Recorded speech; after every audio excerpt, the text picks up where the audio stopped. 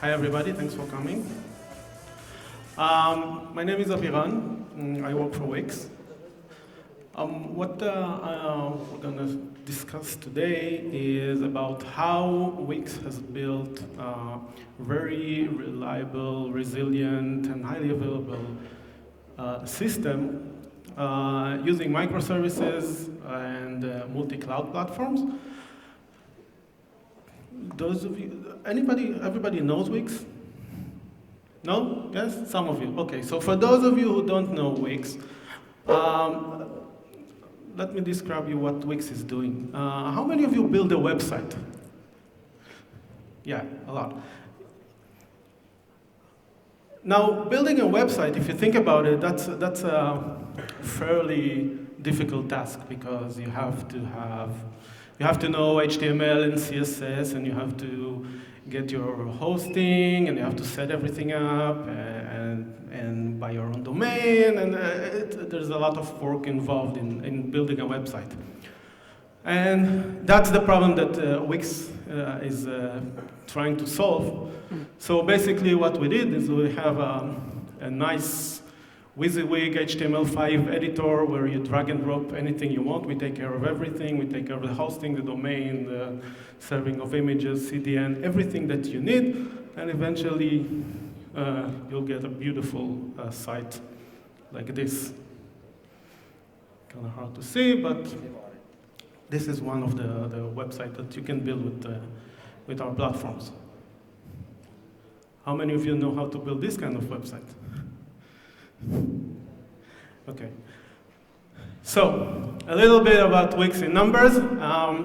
We have about 74 million users who build websites, other website builders. We serve over 2 petabytes of static files. Those are all the images that our users are uploading and building the sites. We run in 3 data centers, plus the 3 major clouds.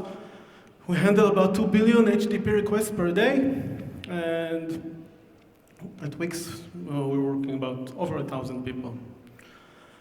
So let's talk about the architecture. Wicks didn't start in this scale, which is pretty good scale. What we did, we started as just a startup with a standard stack. We had one server, which ran Tomcat. We had one database, MySQL. And in the first 2 years, this is what we had. We built everything as fast as we know, as fast as we could, with the stack that all the developers already knew. But after about 2 years, we started to get into a realization that this kind of architecture cannot hold us anymore, because it was like a monolithic giant. That everything was in it, the users, the login, the editor, the serving of the site, everything was inside this one big server. So it has different scalability issues, bugs in like the login would bring all the sites down. So it was really hard to progress. And once we realized that, we thought, okay, now we need to do something about it. And what we've decided to do, that was in 2010, we decided to break the system apart. Now, it's easy to say we can break the system and, hey, I'm just going to take this part and that part, but in order to break your system, you really need to understand how. Okay, and the approach, everybody is talking right now is, okay, you have the domain, and you can break it according to a domain. But for highly available and very large systems, breaking it to the domain is not enough. So what we were looking at, the concerns, the domain, and the SLA of our system, of our different parts of the system. So we looked at what our users are doing and what our system is all about, and we saw that we have 3 parts. The first part is users are coming to our system and they want to edit the site. And we looked, what are the concerns in editing a website? So we have to consider about data validations, we had security and authentications, we needed to take care of data consistency, and of course, take care of lots and lots of data. Now, once a user finished building their website, now they have the viewers. So those visitors to that website, now we have to take care of to make the website highly available. It has to be very, very fast. Serving of the HTML has to be fast. And one of the biggest problems that we had is long tail. Wix is a very large platform with a lot of users, but every site that we have is a very small site. Every site gets visits a few times a day. So when you're thinking about scaling a system, the first thing you think in mind, hey, I'm just going to put a cache in front of it and that will solve all my performance problem. But when you have long tail, when you have very few visits to every, let's say, record in the database, most of the time you're going to get cache misses, unless you're going to put everything in memory, which has a cost associated with that. So that's an issue that we had to tackle, and I will discuss later about how we did that. And the third concern is serving media. So serving media, if you think about, we have like 74 million users editing the site. Now their visitors is about like 100,000 times more users now viewing the site. And this is just the HTML. Now every HTML, every website consists of like 100 images and CSS file and JSON. So we have another huge scaling issue. So serving media would be even more highly available. We needed to take care of even more speed. We need to do viewport optimization. So we don't want to take like a high resolution image and download it to like a small phone screen. So we're doing real-time view optimization. And of course, the same long tail problem, because those are relatively small sites. But in this case, the files are immutable. So, and that helps us in getting a solution for this problem. And of course, I'm going to discuss this a little bit later. So, every system in Wix, we're dividing into segments. So we have the networking layer, and we got the editor segment, which we define everything that is changing data. We got the media segment, which basically every service that needs to serve static content, static file. And the public segment, which is mostly read-only views on mutable data. Okay, when I say mutable data, well, for URL, every time you publish a site, the URL stays the same, but the data changes, the site is changing. So we're talking about microservices. I'm showing you the segments, but basically our system looks something like this. Okay, so a lot of microservices that are being tagged as the editor segment, a lot of microservices in the public segment. The media is upstairs in the cloud. So when you try to develop a high-scale system, it's basically all about trade-offs. Okay, so we went into microservices world, but it's all about trade-off. You're trading off availability and consistency and complexity. So it's all about it. So in this talk, what I'm going to tell you about is the trade-offs that we took, which are good for us. It's not necessarily going to be good for you. You have to think about what is good for you and understand what are the trade-offs that you're doing. So from monolith, everybody's talking about microservices. Microservices is not the answer for everything. Because if you have a monolith, which is a big pile of crap, microservices, you just have lots of smaller problems. So we went and wrote about microservices. We started we didn't actually start with a lot of small microservices. We took our big monolith and we started to breaking it piece by piece into a smaller monolith and a smaller monolith and a smaller until we got to this architecture. It's not something that took us, like we decided, okay, in 1 minute we're going to do everything. It was a progress a process that we went for about 2 years before we actually got to this architecture. So, having written a lot of microservices, these are the guidelines that we put in front of our developers. When you're trying to build microservices, each microservice, and Aaron said that before, if you've been in this talk, each microservice has to have its own database schema, if one is needed, or the Hound database. Only one service can write.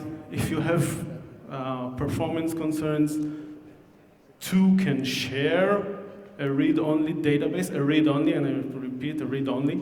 Don't write from 2 different services. Services are stateless, of course, no database transaction, and caching is not a building block of the architecture. We have a long-tail problem, so sticking cache in front of a problem will not solve your problems. So, like I said, we were talking about trade-offs. So if every service has its own database, of course you gain scalability. But the trade-off is that your system becomes now more complex because you can no longer do just a database query anytime you want. You have to have a service in place, you have to call a different service, you have to aggregate the data. Only one service can write to a database. Of course, you have decoupling. It's easier to change the schema because now you don't have dependencies across a lot of microservices. You only have one service that knows your schema. Where, of course, again, you have more complex system. And you also pay on that with performance. Because when you're talking microservices, every time you go out to the network. So one microservice calls another microservice, which calls a database. That's 2 network hops. Database is a network hop.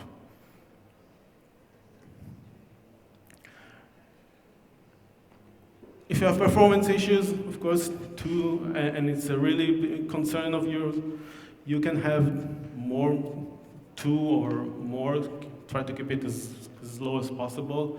Services running with the same database, you gain performance, but you lose on coupling, because now you have more than one service. If you want to do a schema change, now you have to take care of more than one service. Stateless, of course, it's easy to scale, you just add more servers. Your trade-off is performance or consistency. And of course, no database transaction. You get better database performance. This is the most important thing that we have in our architecture that we decide to do. Now, when you have database transaction, that's the most expensive operation that you can have on the database. If you want to get out a lot from your databases, stop doing database transactions. You can have a logical transaction in your applications, and I'll show that in a couple of slides.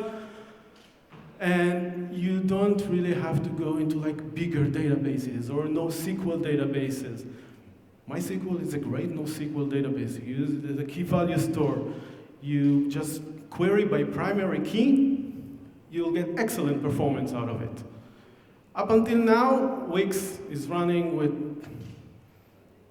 like hundreds of millions of records, like terabytes of MySQL databases, and it works perfectly fine. Of course, the trade-off is system complexity. So let's talk about the editor segment.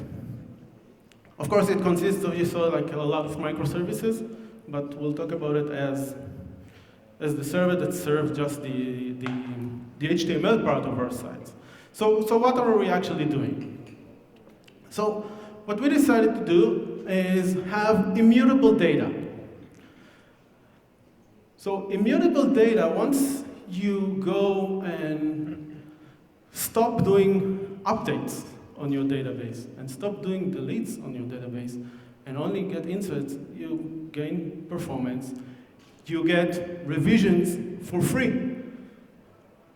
And if you're running and operating in multiple data centers, it's really easy to replicate the data because now you don't have any collisions. So when we got to the point where we had a lot of data in our single instance MySQL, and performance is really something that we care about, you think about, okay, how do I scale my database? And of course you can go to the NoSQL databases.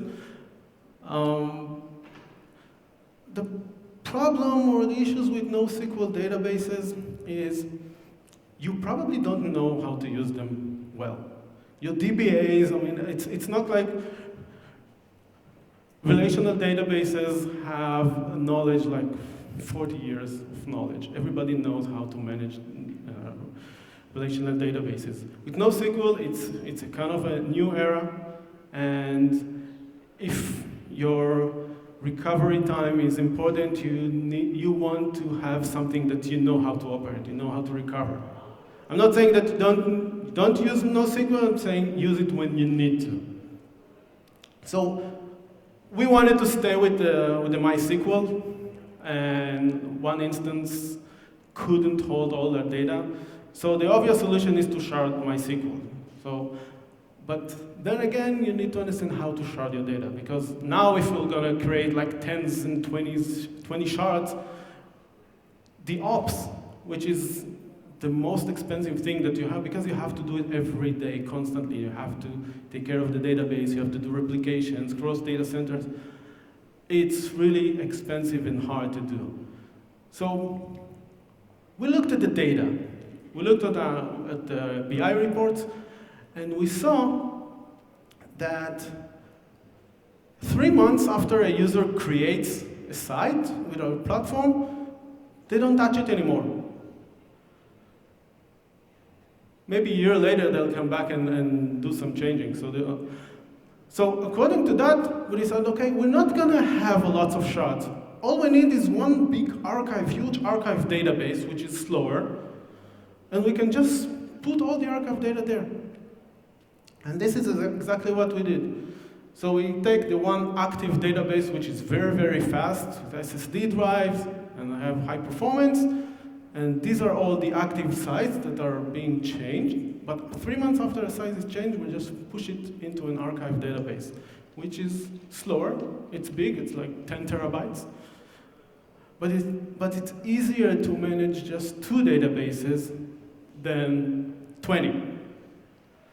And that's when you're working in a highly available system and big systems, ops is very important to consideration.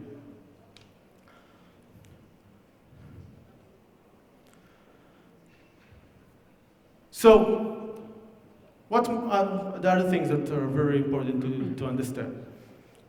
You need to prepare for disaster. Eventually, something bad will happen.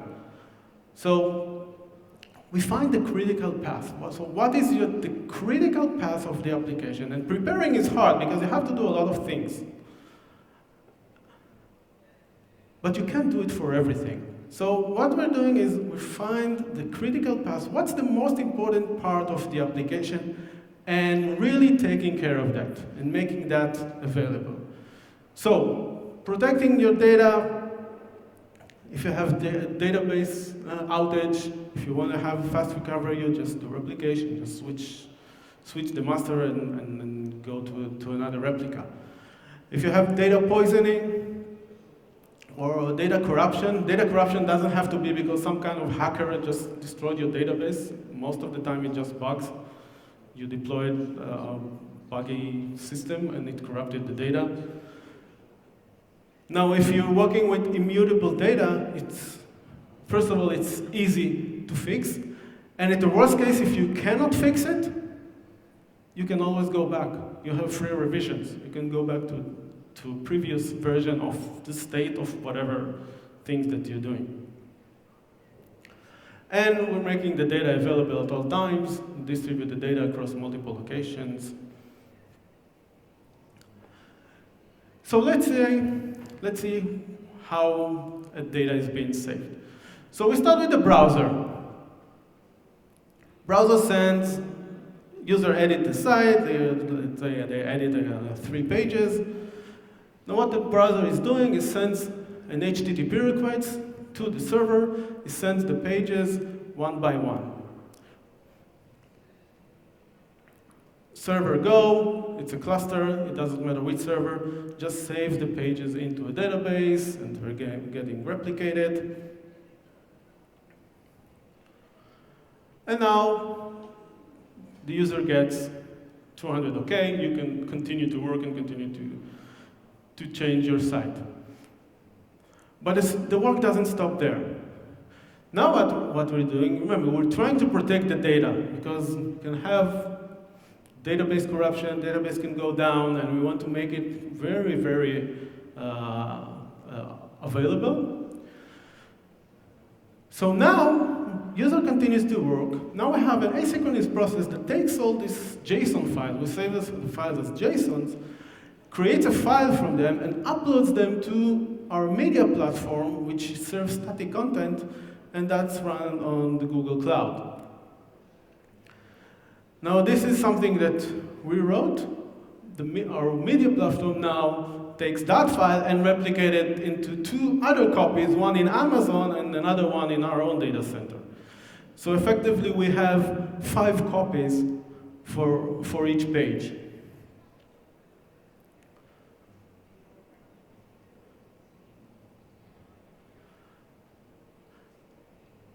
Now, when this whole replication is done, we get notified from our media platform, and what that allows us to do is, when I get a notification that, hey, I have 3 more static copies of a page, of a revision, it's basically a revision, I don't really need it to be accessible fast.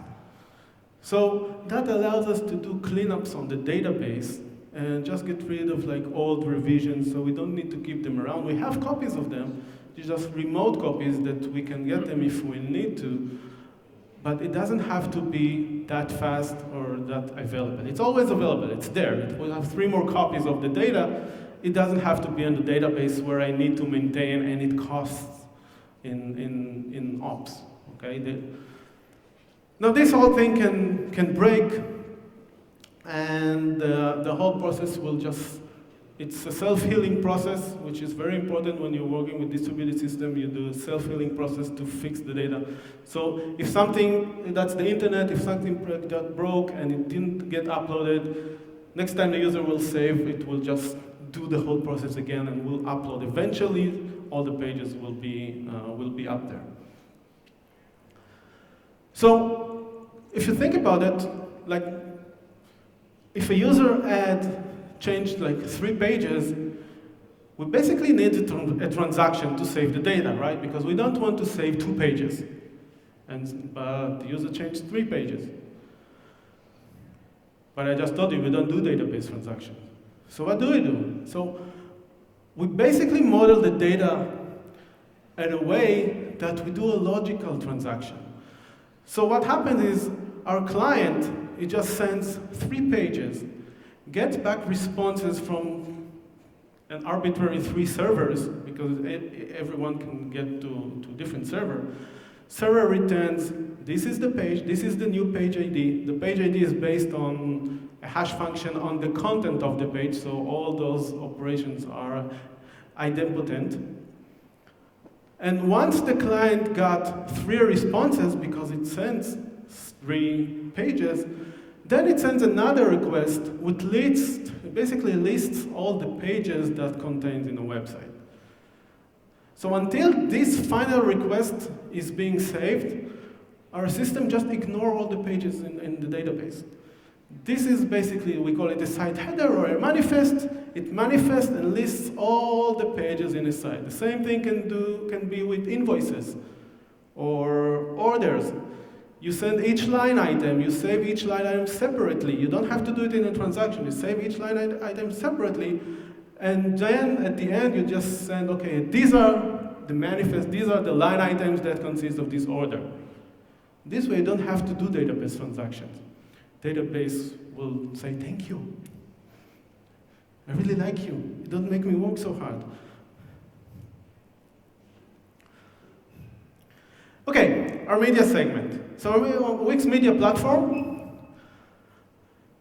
it's an eventual consistent distributed file system, which actually, right now it runs on Google. So Wicks is, we're partnering with Google, so Wicks is actually Google's media platform. If you need media services like encoding, decoding, video, audio, resizing of images, you can just go ahead and use it. It's part of the Google Cloud platform. It's multi-data center aware. It runs on Google, it runs on Amazon. And remember that we had an issue of the long tail. And we have lots and lots and lots of files, and we have to be very, very fast. So because this is immutable data, once an image doesn't change, we just employ a CDN across the world. So when a user comes and requests an image, the request goes to the CDN. If the CDN already has a cached image, it will return to it. If not, the CDN will go to our platform. It doesn't matter which one. It can go to Google, it can go to Amazon, it can go to our own data center. It will look for the file over there. If it can find the file, it will return it. If it not, then our media platform will fall back to a different data center. It's data center aware. It will go and look for the file in the secondary data center. If it's not there, then it will go to the third data center. If the file was uploaded to any location, it will find it. And of course, we can play with the arrows any way we want.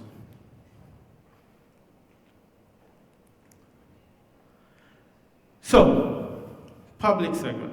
So public segment is the one that's responsible for serving your HTML. When you type www.example.com, you will get back the HTML. So what it does routing, it resolves the URL, and it dispatches, it understands which view you wanna get, because you wanna get, let's say, a mobile view, you wanna get HTML view, you wanna get, if you're a bot, you will get the bot view, you will wanna get robots.txt, sitemap, whatever you want. It will resolve according to the content, say the URL, and it will dispatch to another microservices, which we call renderer, which will render the view for you. Now, the public needs to be very, very fast, because we live on the web and we want to serve pages very fast.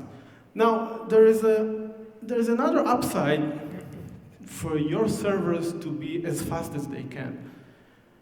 The faster your server is, the less servers you need.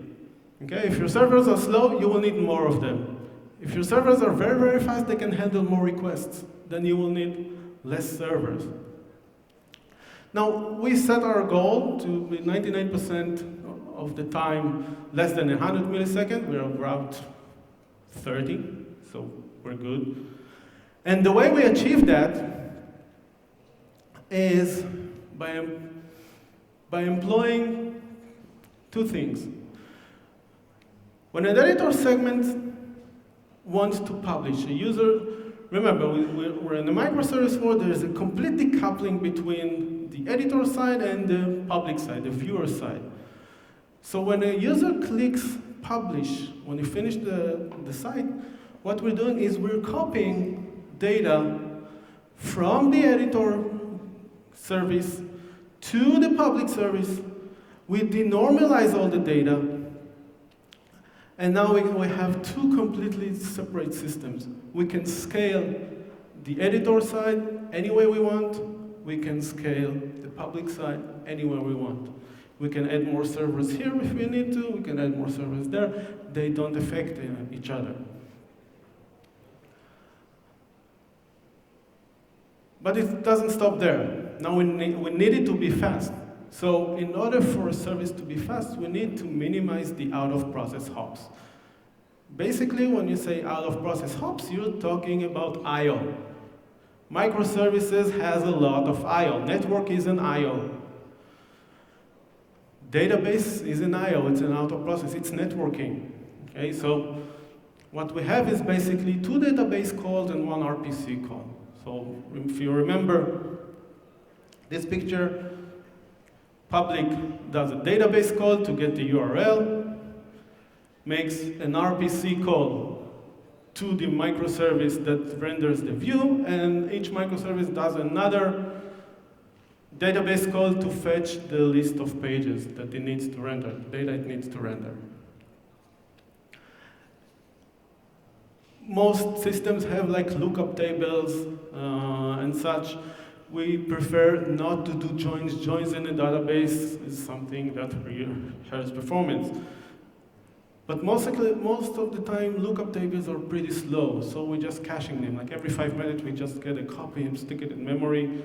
It doesn't have to be distributed cache, no Redis, no HCache, nothing. There's just each service independently go and fetches its own local copy. We denormalize the data. We do a query one query by primary key and get everything that we need in a JSON format. And one other thing that we're doing is because we want to have the servers really, really fast, the more processing you put on the servers, the slower they work. So we try to minimize the business logic on the server. But now you're going to say, okay, how does a page get rendered if I minimize the business logic? I don't actually render the HTML on the servers. What I do is I take the pages, and I render just a bootstrap HTML, which has JavaScript imports, a bunch of reference to files that get uploaded to the statics. And basically what we're doing is offloading all the work to the clients. Because we have few servers and millions of clients. And every client is like this, a laptop or an iPhone, which are very powerful machines. Then why not leverage that power, that CPU power? Instead of us having to pay for like thousands and thousands of servers, we want to leverage the powers of the client. So we're just offloading everything to the client. We just give them the JSONs, we give them the URL location, go download the file from the internet, from a media, it's still static content. Everything that is dynamic is being generated on the server with the bootstrap JavaScript application. Go, get the file, do the work yourself.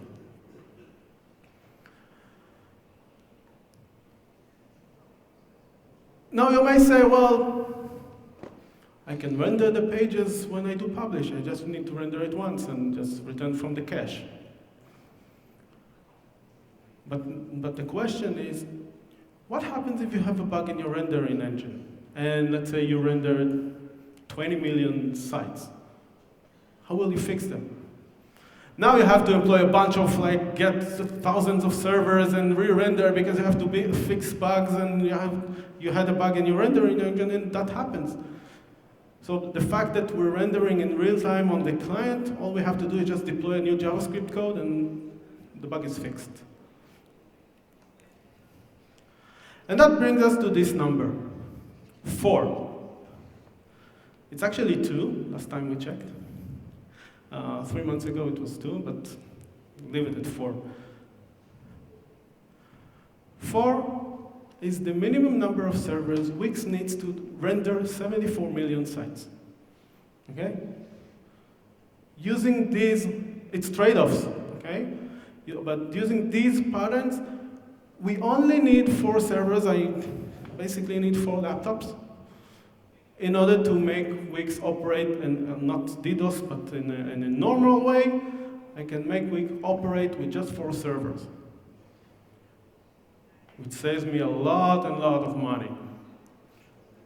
I visited the company, I don't want to say their name, but they're doing something similar to us. They're like a blogging platform, and they do, it was 2 years ago, and they do server-side rendering. And what they told me, that they built a data center with 1,500 servers just to do their server-side rendering. Okay? And all we need is 4.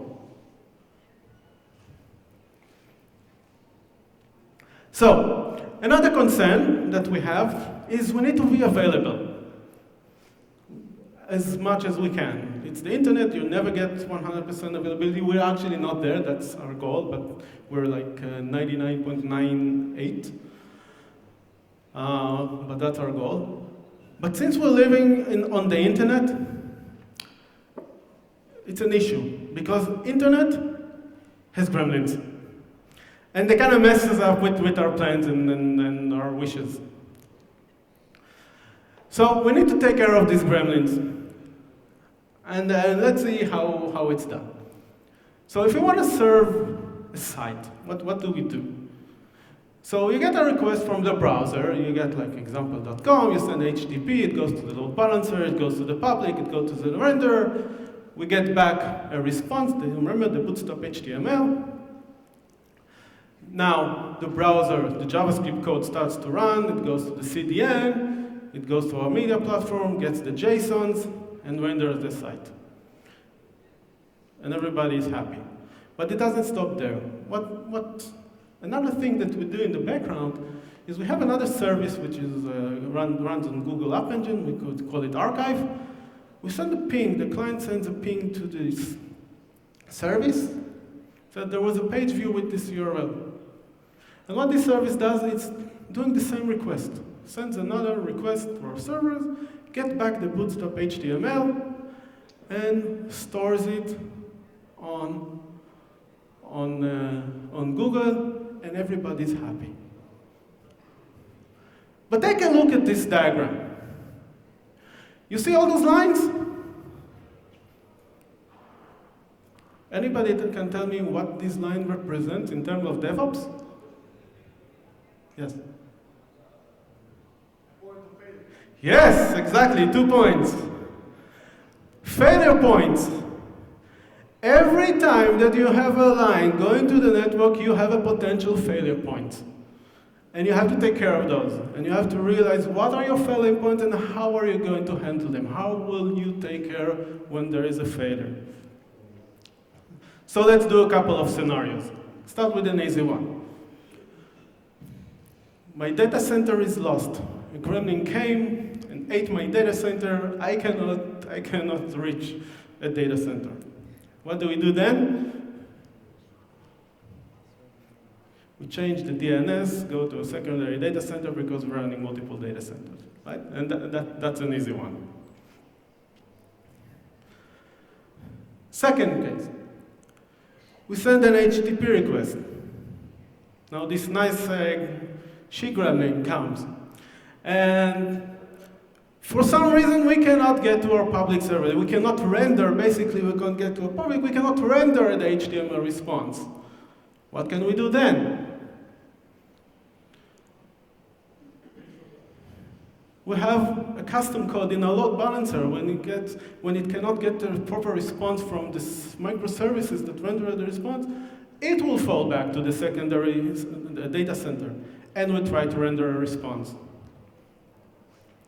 But if that fails, that can fail too. We have a third option. Remember the archive? The load balancer will go to the archive service and will try to get, it's basically a cached version of a page that was viewed. So we have fallbacks upon fallbacks in order to render a response. That's something that we think, to our business, is the most important one. We always strive to serve the site. That's our customer's business. We want to take care of our customer's business. We do whatever we can in order to serve the site. And once that's done, everybody's happy. Okay, let's do the third one. It's not always something in our database, in our data center. A lot of the times, we're on the internet, we're living on the internet, there's something wrong in the client. We're living in a browser. So we send a request, we get back the HTML, now JavaScript code runs, try to fetch the JSONs to render the view, but for some reason can't, because it cannot access the CDN cannot access our own platform. How can we still render the site? We just bypass the CDN. We give it the client another URL and say, okay, this is the fallback. You just don't go through the CDN. You go directly to the media platform, try to get it from there. But that can fail too. So what can we do then? Now we have one more option. Remember,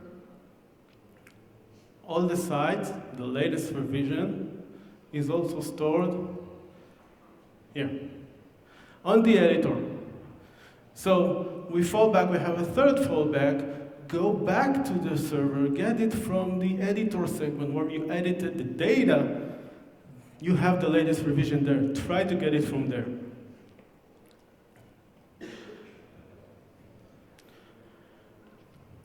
Okay, so to summarize.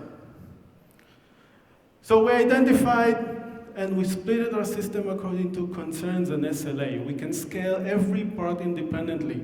So currently we have like the editor segment runs in 2 data centers. The public segment, which is more important to us than the editor, runs in 3. It runs in 2 data centers of our own and also a copy on Amazon. So it's a different scalability issues. We build redundancy only on the critical path. You see, there's a lot of stuff going on there. And Wicks is a very large system where we have e-commerce and hotels and scheduler and a lot of systems. We don't do this for everything because it's very, very expensive and very, very work intensive to make this thing happen. But we find what's the most important path for us, for our customers, and we take care of that. We denormalize all the data, we get performance, we minimize the out-of-process hops, again, for performance, where it matters. Not every place it matters. So it matters most on the viewing part, because you want to have the view very, very quick. But on the editor part, if you'll wait a few milliseconds more, it's not that critical, because you're in editing mode. You don't expect things to be very, very fast. Of course, you want to make it as fast as possible, but again, there are trade-offs. And of course, we take advantage of the client CPU. So you don't pay as much. There's a trade-off. It's slower. It's a bit slower because now the client has to do work, the client has to render, has to fetch the data. So there are trade-offs. The trade-off is that we don't need, as a company, we don't need lots of servers. Our DevOps is simpler. So doing all that allows us to sleep well at night with gremlins by our side. And having a very highly available system. And that's pretty much it. You can download the slides here on this link. You can write me. And now it's time for questions. Yes? Why did we build our own data center? We didn't build our own data center. We use managed hosting. You have a data center, you just rent machine. It's managed by whatever data center. It's very cost effective for us because we have fairly good amount of servers. Every servers come with its own bandwidth that you get by renting a server. So basically we don't pay for bandwidth because the number of servers is enough for us to not pay for any bandwidth. And when you use managed hosting, you basically can replace and you don't buy the servers, you just rent them. So every like year and a half, you can replace all the servers. It's fairly cheap. You get reliable hardware. It's not like the cloud where it can go up and down. You don't know who your neighbor is. You don't know which server you're running. You have full control, and it pays off. We're also running on the cloud for certain areas. Yes? Why do we have another cloud provider? Because that is something that's in our DNA. We never rely on one provider. So our media platform it started running on our own data centers. This is where we started building it. When it became too big, we decided, okay, we want to let someone else handle this problem because we had to double it like every 6 months. So we got to like 64 nodes. We decided, okay, it's time to go to Google. But we cannot rely on Google's SLA. We have our own SLA that we're taking care of. So we build redundancy. Google has problems. It's unavailable at sometimes. Amazon has problems. Did you have some failures with some Amazon providers that it looks like paranoia? Sorry. Yes. We have problems with Google and with Amazon. And the fact that we have the system in both places allows us to just change. If that works, we'll send traffic to Amazon. If Google works, we send traffic to Google. I'll tell you a story. When we put our media platform on Google Cloud, we broke Google Cloud. We reached their hard limit, really. We reached Google's hard limit. What was the year? The year of this failure. The year? Yeah. 2 years ago. So when we actually got to the Google's hard limit. We worked with their architects in order to improve. They said, well, we didn't expect something that big to use the cloud, but now of course they can handle the traffic. But you don't know until you try. The last one. What's the current technology stack you're using? Current technology stack. We use Scala. For backend development, we use React and Angular for frontend, Jetty, MySQL, Cassandra, MongoDB.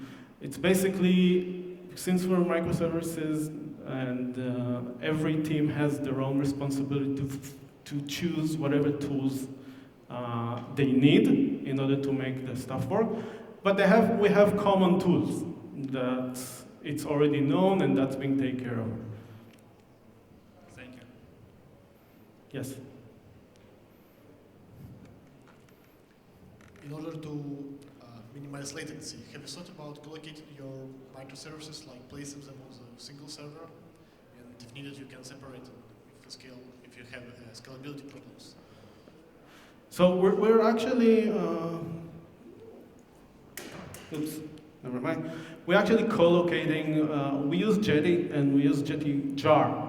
So we have lots of microservices running on the same server. And when we need more servers, just add more servers and stick a bunch of microservices there. Well, from the presentation, it looks like all your technical problems are solved, but what problems do you think Wicks now have which are unsolved yet? What problems Wicks have which are unsolved?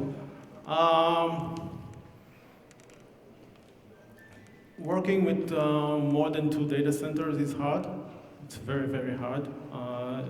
2 is fine. 3 is extremely hard. We didn't manage to do that. Replicate, basically, it's the data. In terms of application, it's really easy. You don't need the cloud. You can do whatever you want with applications. As long as they're stateless and they're built correctly, you can just deploy as many applications that you have. What's the most difficult part is managing data. So lots of databases, needs to be replicated, needs to be available all the time. And that's a struggle. But sometimes we solve by going to the cloud and throwing the problem on someone else, and a lot of the times we have to solve it ourselves. Thank you very much. Oh, we have one more? How do you test your disaster recovery? Because you never know if it works until something bad happens. Say that again? I mean, how do you test recovery process? Oh, how do we test? We have something like, well, it's called like game days. So what we do, like once every few weeks, once a month, we just bring down one data center and we switch traffic to the secondary data center and we see, okay, everything should work in 2 data centers. So some of the services and the editor segment, we strive to be active, but we actually do active standby. So we can switch traffic, all the writes are going to one place. And on the public segment, where it's mostly views and read-only, we're active anywhere. So we actually do traffic shifting and we bring down data center and switch traffic to the second one and see that everything works. Thank you. All right? So we're out of time. I'm here, you can catch me later. My name is Aviran. Thank you very much.